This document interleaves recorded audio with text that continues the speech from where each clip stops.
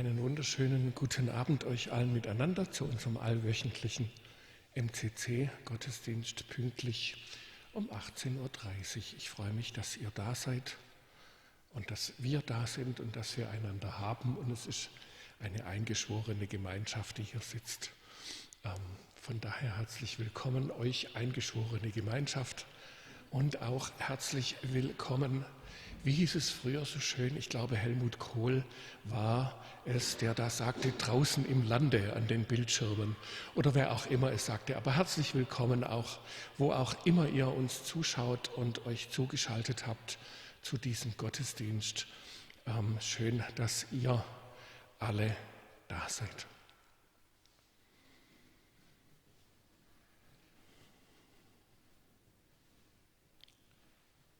Ich heiße euch auch willkommen in Gottes Namen. Gott, der Vater ist, Gott, die Mutter ist, eingeborener Sohn, frisch geborenes Butzele in der Krippe, Heiliger Geist. Amen.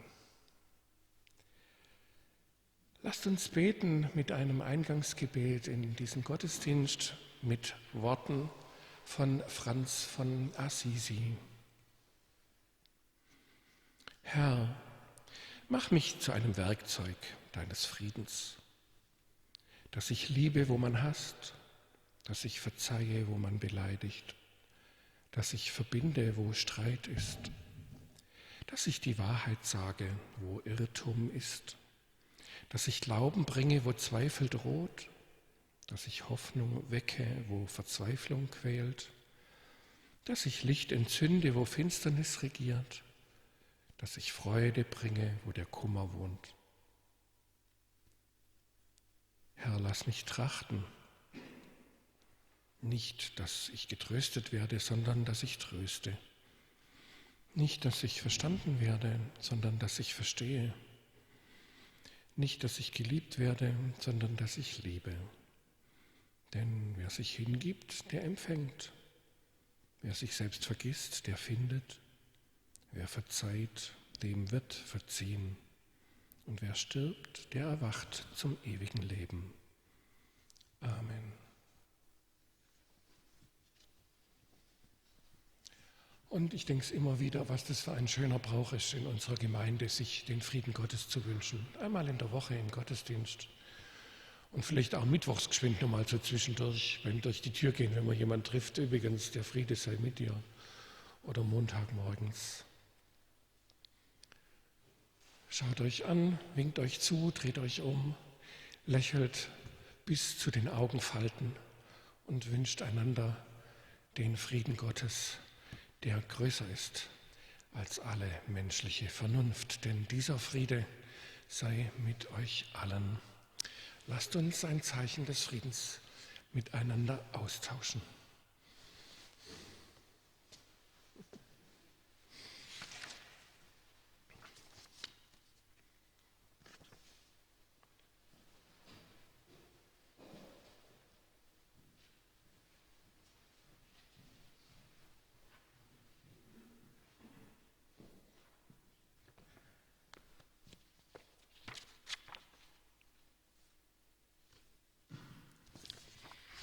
Die Lesung aus Johannes 2, die Verse 1 bis 11.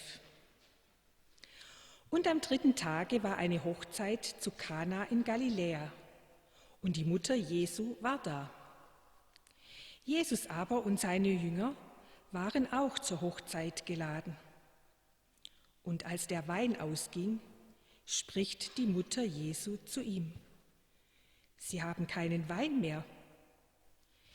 Jesus spricht zu ihr: Was habe ich mit dir zu schaffen, Frau? Meine Stunde ist noch nicht gekommen. Seine Mutter spricht zu den Dienern: Was er euch sagt, das tut. Es standen aber dort 6 steinerne Wasserkrüge für die Reinigung nach jüdischer Sitte, und in jeden gingen 2 oder 3 Maße. Jesus spricht zu ihnen: Füllt die Wasserkrüge mit Wasser. Und sie füllten sie bis oben an. Und er sprach zu ihnen: schöpft nun und bringt's dem Speisemeister. Und sie brachten's ihm.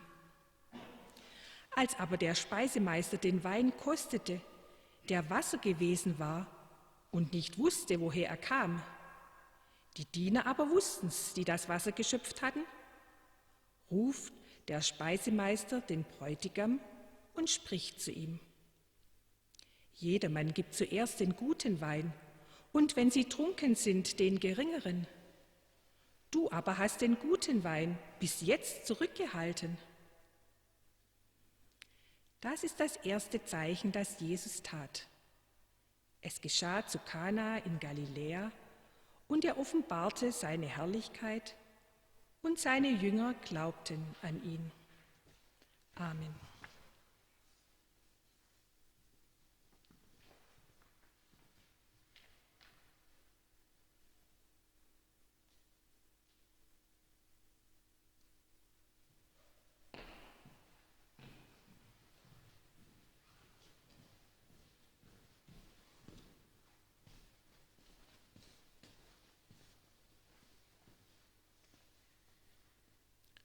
Lieber Gott, Zeit für dein Wort. Es zu hören, es zu fühlen, es zu spüren, es in uns einsinken und wirken zu lassen. Mach uns porös und aufnahmefähig.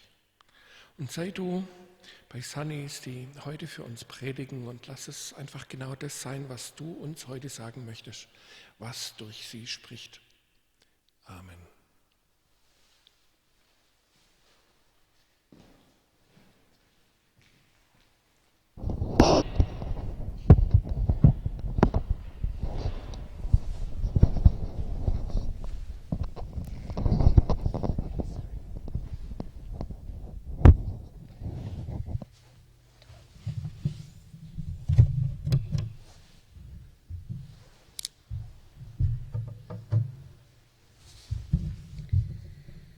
Liebe Geschwister,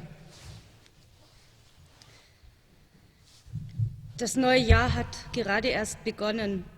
Weihnachten ist vorbei und letzte Woche haben wir Epiphanie gefeiert, die Erscheinung Gottes unter den Menschen. So langsam kommen wir wieder im Alltag an. Die großen Feste sind vorbei. Gerade jetzt nach den rauschenden Festen hören wir einen Text über ein rauschendes Fest. Es gibt Bibelstellen, die hat man so oft gehört und gelesen und man kennt sie fast in- und auswendig. Sie klingen irgendwie schon fast profan, wenn man sie liest. So ist es auch mit der Geschichte von der Hochzeit zu Kanaa. Wer von uns kennt den Text nicht? Wenn man dann aber dazu eine Predigt vorbereitet, stellt man ganz schnell fest, wie schwierig gerade dieser Text und diese Geschichte ist. Wir haben lange darüber gebrütet, was uns diese Geschichte eigentlich sagen will, haben den Text immer und immer wieder durchgekaut. Man kennt ihn doch. Warum also fällt es so schwer, daraus eine Predigt vorzubereiten? Weil diese Geschichte irgendwie auch sperrig ist. Gott, in Jesus Mensch geworden, zeigt in dieser Geschichte eine ganz andere Seite, wie wir es oft von Gott denken. Nicht der sanftmütige Jesus. Er fällt seiner Mutter nicht um den Hals und tut, was sie will, sondern er fährt sie an. Was habe ich mit dir zu schaffen, Frau? Er reagiert auf eigentlich für ihn eine einfache Bitte seiner Mutter echt heftig. Und ich will jetzt auch gar nicht auf Zahlensymbolik eingehen, sondern auf was ganz anderes. Sie lässt sich nämlich nicht beirren und gibt trotz seiner Abweisung den Leuten die Anweisungen, und am Ende tut Jesus doch, worum ihn seine Mutter gebeten hatte. Wie peinlich wäre es auch gewesen, wenn er es nicht getan hätte. Das Fest wäre zu Ende gewesen. Die Leute wären nach Hause gegangen. Wer hätte auch Lust gehabt, auf einer Hochzeit Wasser zu trinken? Die Stimmung wäre wohl ziemlich schnell gekippt. Vielleicht war das auch ein Grund, warum Jesus dann doch Wein aus dem Wasser werden lässt. Wir wissen ja, Jesus hat selber sehr gern gefeiert. Und der Speisemeister ist etwas irritiert, dass der gute Wein jetzt erst serviert wird. Es wird etwas. Und nicht nur das, es wird etwas richtig Gutes, weil aus Mangel Fülle wird. So wie später mit den Broten und Fischen. Aus etwas Alltäglichem wie Wasser wird eine Gaumenfreude. Aus wenigen wird Fülle, Wein im Überfluss. Wo Gott unter uns ist, brauchen wir uns nicht zu fürchten, dass es Mangel gibt.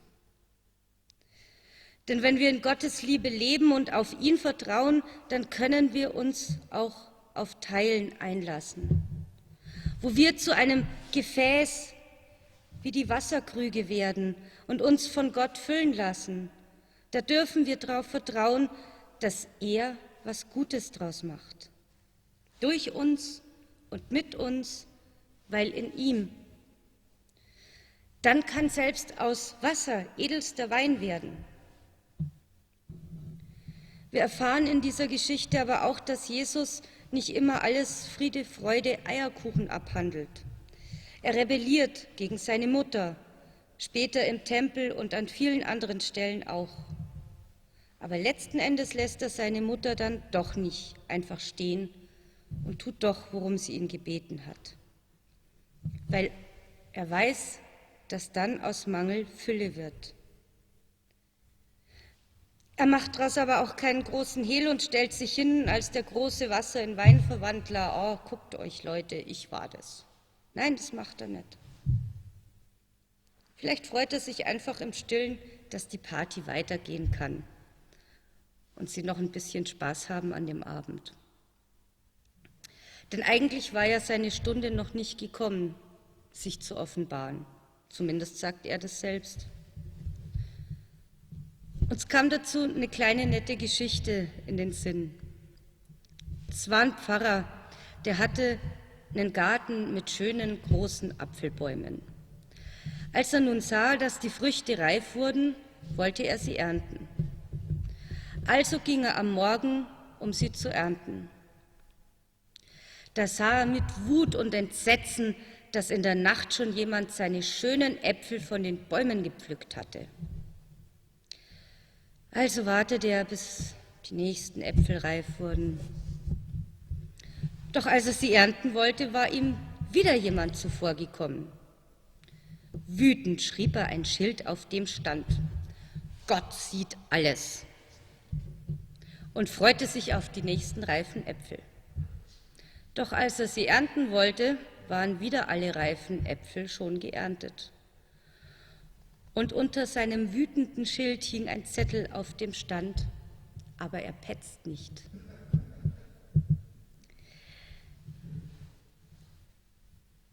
Wir können nur für uns leben und alles für uns beanspruchen.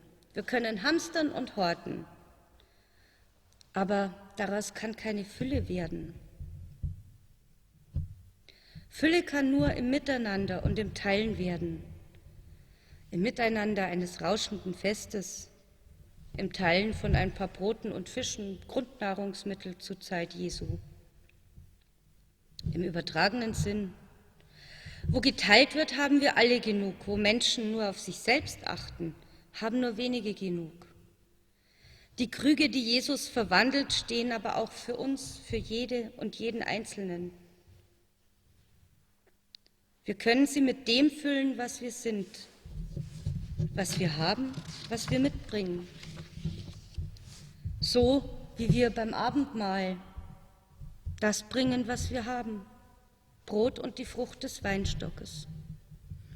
Und wie wir beim Abendmahl uns gewiss sein können, dass der Ruach, der Geist Gottes, daraus macht, was wir brauchen, die Präsenz Gottes in uns und in unserem Leben, so verwandelt diese Präsenz Jesu in uns auch uns. Und dann wird aus Mangel Fülle, die Fülle des Lebens, des Liebens, des Vertrauens, des Miteinanders, des Teilens. Dann kann das Fest des Lebens richtig losgehen. Das bedeutet nicht, dass alles in unserem Leben nur schön und gut und farbenfroh und bunt wird. Leben bedeutet immer Höhen und Tiefen. Wie mag sich wohl Jesu Mutter gefühlt haben, als er sie so angemault hat? Sie, die ihn großgezogen hat, sie, die ihn geboren hat, die alles für ihn getan hat, dass es ihm gut ging. Und dann sowas? Sie gibt aber trotzdem nicht auf. Wie das eben so ist bei Menschen, die gerade so am Erwachsenwerden sind, so ist es halt auch bei Jesus. Warum soll es auch bei ihm anders sein? Dann hätte Gott ja gleich auf seiner Wolke irgendwo da oben im Himmel bleiben können, wenn er nicht gewollt hätte, dass er wirklich alles vom Menschsein mitbekommt, auch das Erwachsenwerden. Schlussendlich kann er aber dann halt doch nicht aus seiner Haut.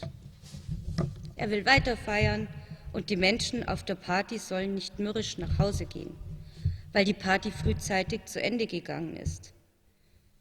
Was wäre das auch für das Hochzeitspaar für eine Blamage gewesen an so einem wichtigen Tag?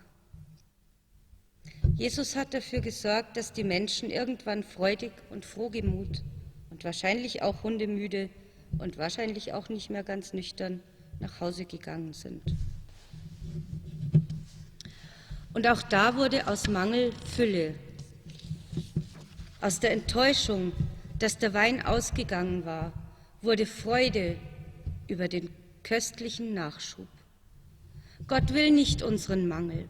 Wozu hat er uns sonst diese wunderbare Erde geschenkt, auf der wir wohnen und leben können und auf der genug für alle da ist?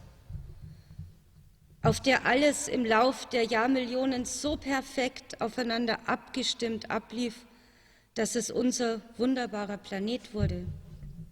In einer Terra-X-Sendung ist Harald Lesch der Frage nachgegangen, was wäre, wenn unsere Erde anders wäre, als sie ist. Größer oder kleiner, weiter weg von der Sonne oder näher dran, wenn sie sich nicht mit der Geschwindigkeit um die Achse drehen würde, wie sie sich dreht. Und was wirklich spannend war zu erfahren, wie anders wir leben würden. Unsere Erde ist so perfekt für die Lebewesen, die auf ihr leben, dass man an einen Zufall eigentlich nicht wirklich glauben kann. Alles ist perfekt aufeinander abgestimmt. Jedes Rädchen greift nahtlos ins nächste, seit Jahrmillionen. Aus einem wüsten, feuerspeienden, lebensfeindlichen Planeten ist in Jahrmillionen die Fülle geworden, aus der wir heute leben. Wo in eurem Leben habt ihr schon mal erlebt, dass aus Mangel Fülle wird? Oft sind es ja die kleinen Dinge, die das Leben besonders machen. Nette und liebevolle Worte in schwierigen Zeiten, Freundschaft und Zuneigung. Der Geruch einer Blume, wenn im Frühling nach Wintertristesse und Grau wieder Leben erwächst und alles langsam grün und dann bunt wird in der Welt. Vielleicht auch ein leckeres Stück Schokolade, ein liebes Geschenk. Der Sonnenstrahl am Morgen, das Glitzern von Tau auf den Blättern, die Farbenpracht der Blätter im Herbst, die Schneeflocken, die wie Bettfedern vom Himmel fallen, im Winter und das Grau mit Weiß schmücken. Es kann aber auch das Lächeln eines Menschen sein, wenn man einen schlechten Tag hat. Und dann wird auch aus diesem Mangel Fülle, wenn man dann sieht, dass beim anderen ein Lächeln übers Gesicht huscht. Wunder geschehen nicht immer mit großem Protz und Pomp, sondern eher im Kleinen, im Verborgenen, im Feinen. Wie oft nehmen wir die Wunder dieser Welt gar nicht mehr wahr, weil sie so selbstverständlich sind. Erst wenn es anders ist, können wir sie sehen wie auf der Hochzeit. Wir alle, jede und jeder haben die Chance, uns von Gott verwandeln zu lassen und für andere zur Fülle zu werden, weil wir alle Gottes Gefäße sind. Amen.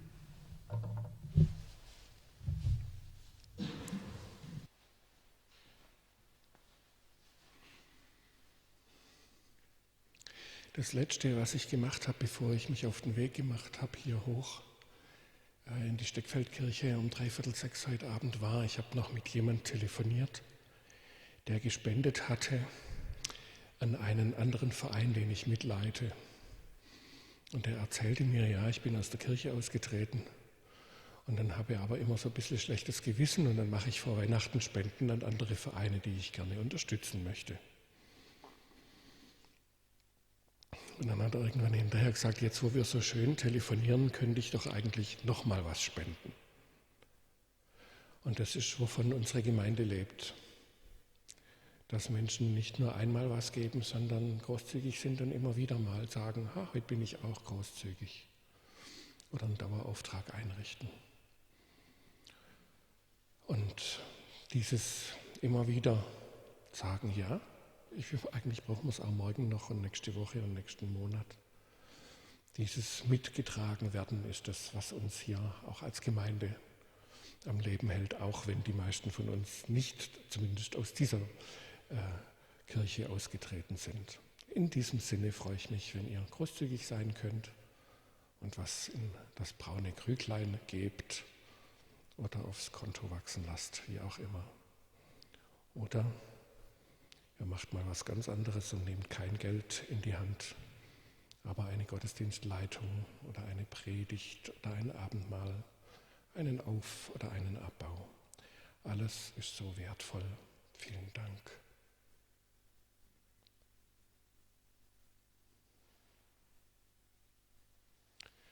Lieber Gott, wir danken dir für die Gaben, die hier immer wieder zusammenfließen in der MCC-Gemeinde Stuttgart. Salz der Erde, das sie ist und sein soll und bleiben soll. Segne du all diese Gaben von Dienst und Geld. Segne, was uns bewegt. Segne, wofür wir heute und diese Woche Dankeschön sagen wollen. Für was Schönes, was wir erfahren haben, was Schönes, was Unerwartetes, was uns begegnet ist. Eine Überraschung, die für uns irgendwoher kam. Und segne, was uns sorgt oder wo wir noch nicht wissen, wie es ausgeht. Segne, was uns belastet oder uns krank macht. Und segne alle unsere Lieben. Segne all das, worüber wir uns Gedanken machen. Amen.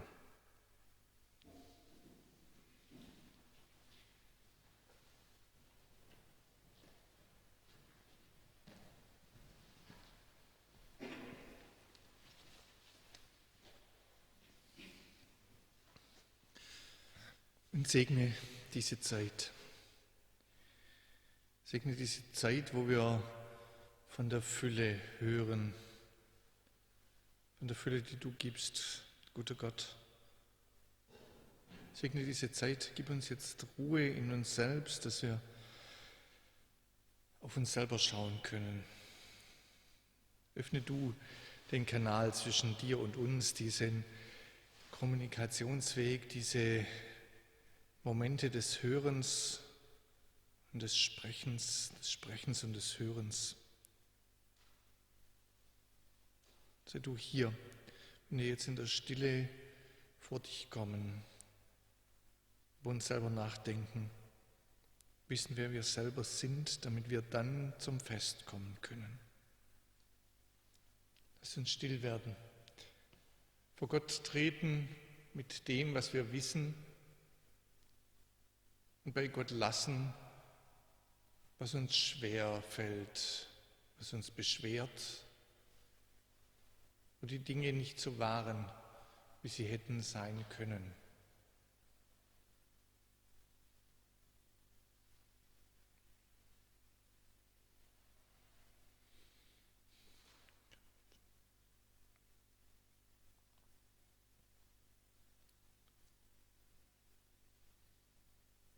Guter Gott, du kennst unsere Vergangenheit. Gib uns jetzt Kraft, aus der Gegenwart in die Zukunft zu gehen. Empfang du uns in diesem Moment, der jetzt ist, und lass uns von deiner Liebe hören. Mache du unser Gepäck leicht und unseren Weg gerade. Und sei du ein Licht, das unseres Fußes Leuchte ist, jeden Tag. Amen.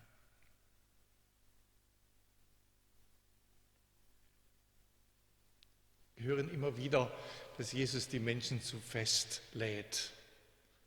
Wir hören immer wieder, wie Jesus sagt, ja, es soll Fest sein. Ich will heute bei dir Abendessen und bei dir morgen Mittag. Ich will, dass wir zusammenkommen und feiern. Und hier ist Wein. Hier ist Brot und Fische, damit wir beisammen bleiben können in Gemeinschaft. Und selbst in diesem Moment, wo die Welt dachte, jetzt ist aus, kein Fest mehr, da gibt Jesus uns Fest.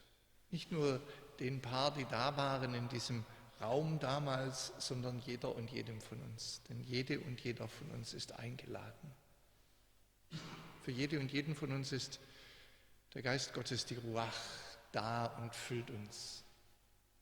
Jedes Mal, wenn ihr einatmet, kommt Leben in euch hinein. Jedes Mal, wenn ihr ausatmet, dürft ihr spüren, wie ihr umgeben seid vom Geist Gottes. Atemhauch des Lebens. Und so erinnern wir uns an jene Nacht. Es war nicht fröhliches Fest.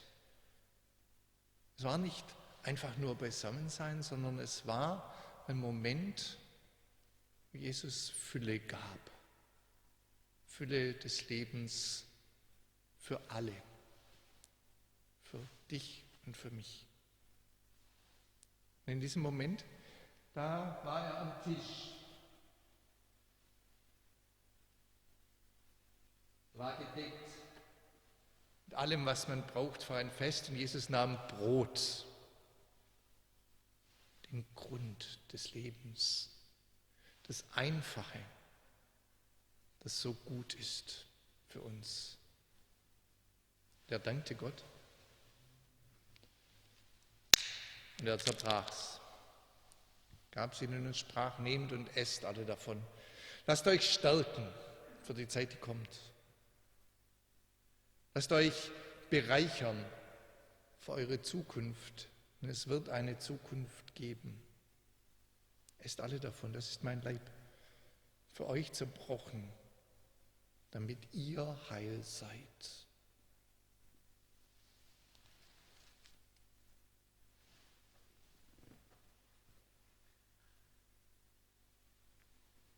Und er nahm einen Kelch gefüllt mit der Frucht des Weinstockes. Sicher erinnerten sie sich daran, dass da mal Wasser war, das zu Wein geworden ist. Und sie sahen diesen Kelch und sie sahen, wie Jesus auch ihn hob und dankte und ihnen den gab und sprach, nehmt und trinkt alle daraus. Lasst euch jedes Mal, wenn ihr daraus trinkt, daran erinnern, dass Fest sein soll und nicht Angst. Dass Fest sein soll und nicht Einsamkeit. Dass Gemeinschaft ist zwischen euch und Gott, zwischen dir und mir. Nehmt und trinkt alle daraus, das ist mein Blut des neuen und ewigen Bundes für euch und für viele vergossen zur Vergebung der Sünden. Trinkt daraus und so oft ihr es tut. Tut es zu meinem Gedächtnis.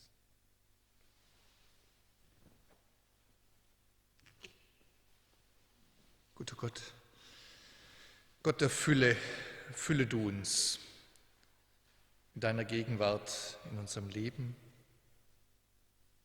mit deinem Geist, in unserer Seele und unserem Denken und Fühlen. Mit dir, in unseren Körpern. Sei du hier, bei jeder und jedem von uns. Segne uns mit deiner Gemeinschaft. Amen.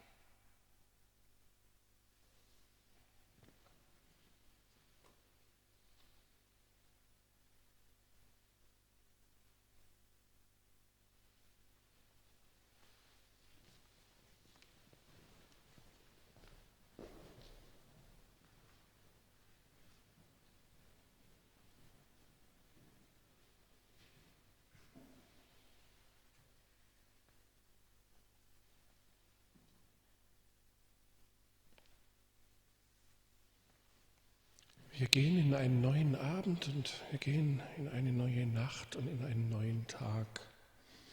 Lasst uns unter den Segen Gottes stellen.